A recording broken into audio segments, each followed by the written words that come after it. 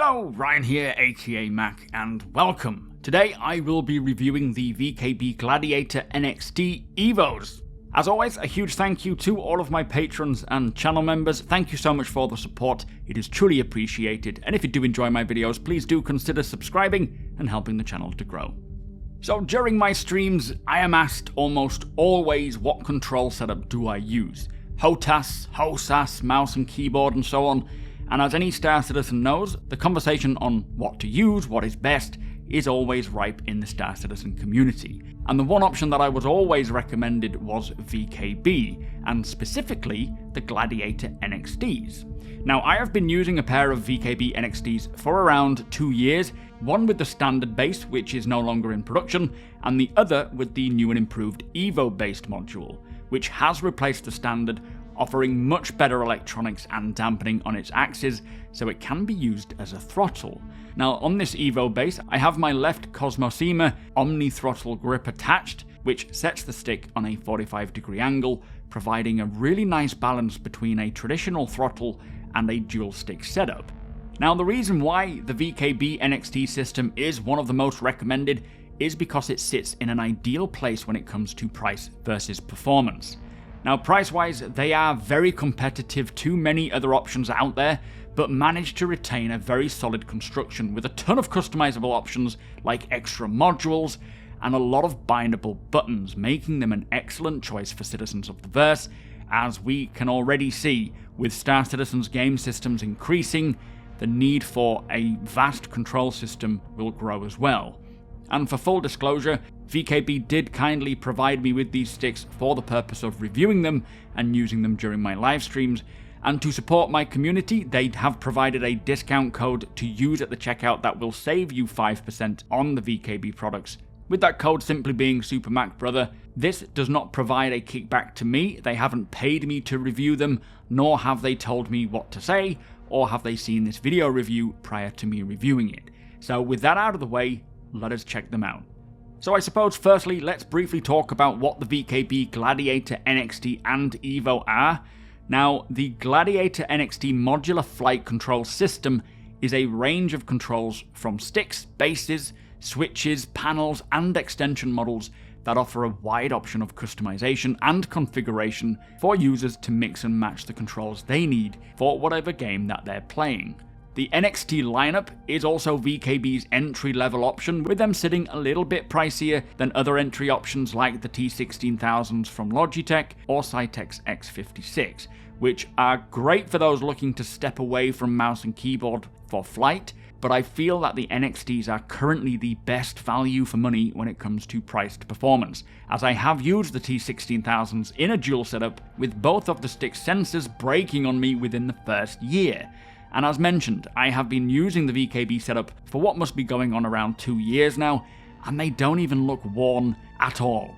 Now the EVO base module that I use, as I say, this has my left premium Gladiator NXT grip installed, and it is on that 45-degree angle. And what I love about this is how it gives me that feeling of a traditional throttle, but also the freedom of dual stick, as I can still twist and strafe. So personally, it feels like the best of both worlds, and quite a unique option that I don't think you can get elsewhere. And way back when I switched to using primarily HOSAS or hands-on stick and stick, I always missed having that traditional throttle, or HOTAS, which is hand-on throttle and stick.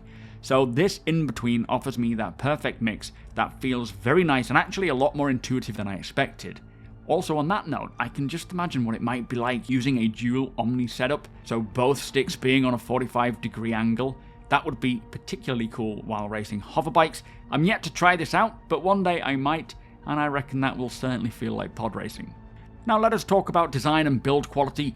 The grips are very ergonomic and tactile, with them sitting comfortably in my hand, and I am able to reach all of the buttons without having to lift my hand up off the rest, which I wasn't able to do with the X52 stick, as that stick was much larger. So for smaller handed people, the Gladiators are very nice and compact, but of course if you do have large hands, these might not be suited for you.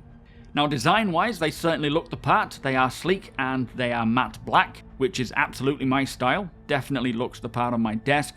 And for build quality, for the price, is somewhat what you would expect. There are no metal parts, but in comparison to others of the same value, their build quality certainly seems to exceed the competition. And in regards to the use of plastic versus metal, they actually use industrial grade ABS, which is not a cheap material by any means, and does provide a good balance between being lightweight and very robust. So likely more of a design choice than just simply a money saving choice, or at least it is a good compromise.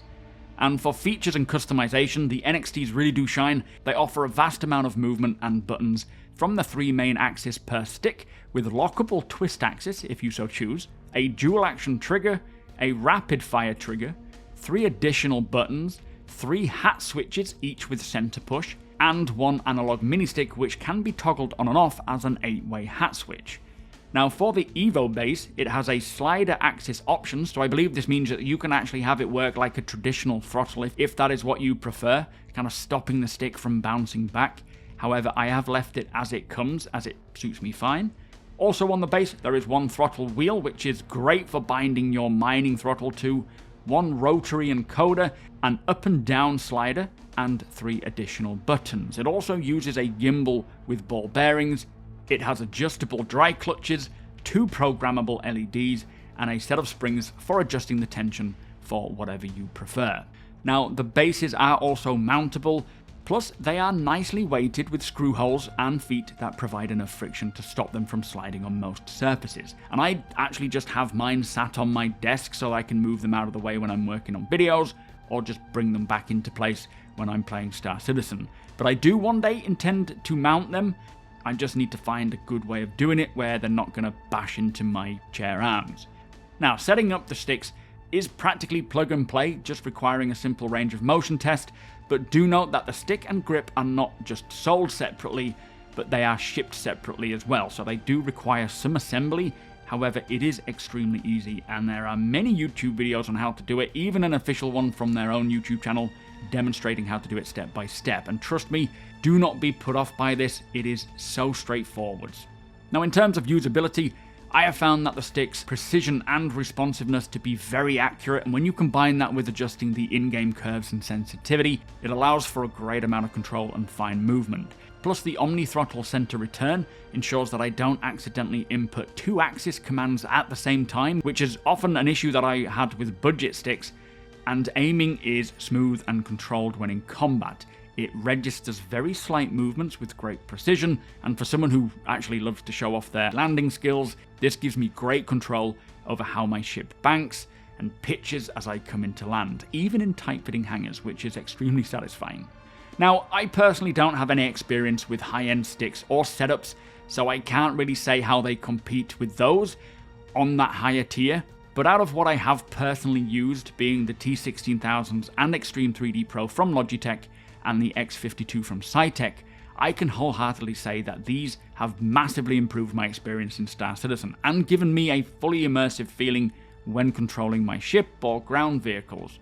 Going from those setups to this feels like a huge step up to me, and the amount of customization and catering so highly for the user's personal preference really makes the sticks stand out. Also, considering many Star Citizen players will spend hundreds of dollars on spaceships, investing in a pair of sticks like these NXTs is a no-brainer to really immerse yourself inside the cockpit, and they won't break the bank, allowing you to get that true experience of what a HOTAS or HOSAS feels like, while also offering a whole ecosystem of additional modules to take that simple set of flight sticks to a completely new level. Are there better sticks out there? Most certainly, and I hope that one day I will try them out, but they also come with that insane price tag. There is a reason why the NXT range and VKB as a company are highly regarded as a provider of great quality hardware, and why they have been always recommended to me, and for the price you will not be disappointed. But with that said, thank you so much for watching. If you do appreciate my videos, please do consider hitting that subscribe button and helping the channel to grow. Also, come and hang out with us over at twitch.tv/SuperMacBrother. The link is in the description below. You can ask me what I think of them live. Hit the thumbs up if you don't mind, it does the channel a big favour, and tick that notification bell if you'd like to be notified when my videos go live. A big thank you to my patrons and channel members, and to VKB for giving me the opportunity to try these sticks out. Thank you so much for watching, and I'll see you in the next one.